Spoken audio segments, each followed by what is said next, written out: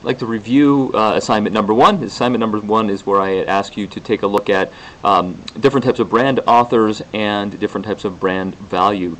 So with regard to brand authors, the book talks about 4 different types: the company, pop culture, customers, and influencers. I didn't ask you to do anything on the company because the company is what we see the most, and I think there was some confusion there. Anytime where the company is responsible for putting information about the brand or the product out there, the company is by default the brand author. The other 3 categories are really when outside forces come to play and become brand authors. So that's the attitude I want you to take when deciding whether a particular entity is a particular type of brand author. So if the company's putting it out there, its company is a brand author. Pop culture as a brand author is really about when the culture at large embraces a brand and makes it part of the vernacular of the culture. It becomes part of movies, becomes part of art, becomes part of our everyday language. So one example I'd like to give about pop culture authors is Andy Warhol's Campbell soup can art.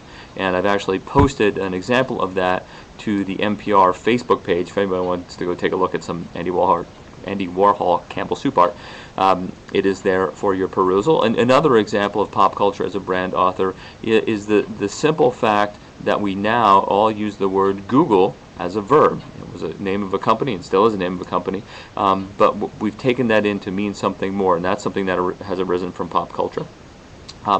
When customers are brand authors, customers are creating stories about the brand on their own. Now, the company may facilitate this, they may give a space for this to happen, but they are customer generated. The Fisketeers example in the book, where Fiskars, the folks who make the orange-handled scissors, put together a website where some experts that they hired have a community of customers that they talk about scrapbooking and crafting. So that's an example where the actual customers come in and contribute under their own volition. And even in Amazon, where people come and review books and other products, that is a type of customer authorship. The last one is influencers. Who are people outside of the company that are influencing the consumers, the public at large, to think differently about a product or to buy a product?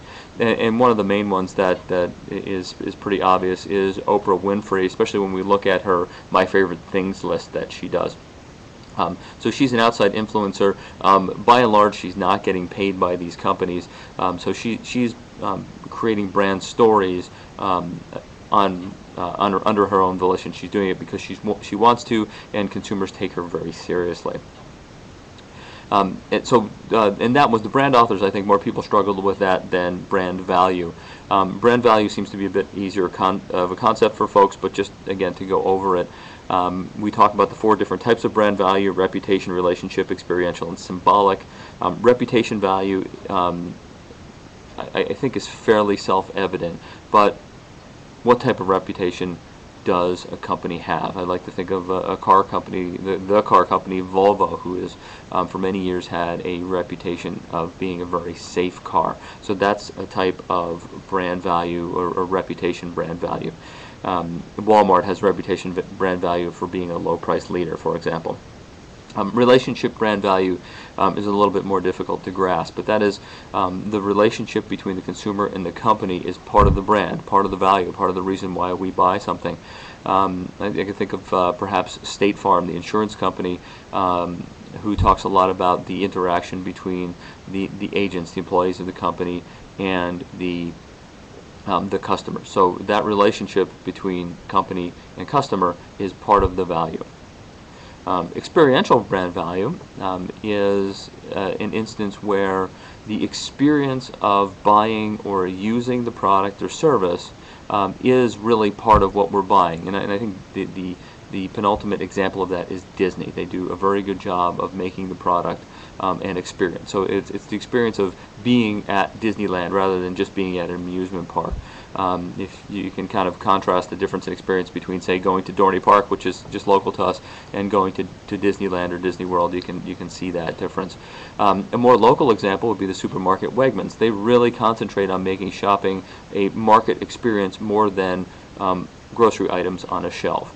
people will go there to have that experience, again, to do more than shop. So that is, I think, a good local example of experiential brand value. And the last one is symbolic. When does the product symbolize something greater than the product itself? A lot of you talked about Apple being a symbol of tech savviness, or being a modern hip person, or even being affluent. I think that's a pretty good evaluation of that. Big brands like Mercedes and BMW and Rolex, brands that symbolize affluence or wealth or power, are certainly have symbolic brand value. So that is just sort of the basics. Wanted to take you through that. If you have any specific questions or aren't quite understanding that, please do get in touch with me. Thanks.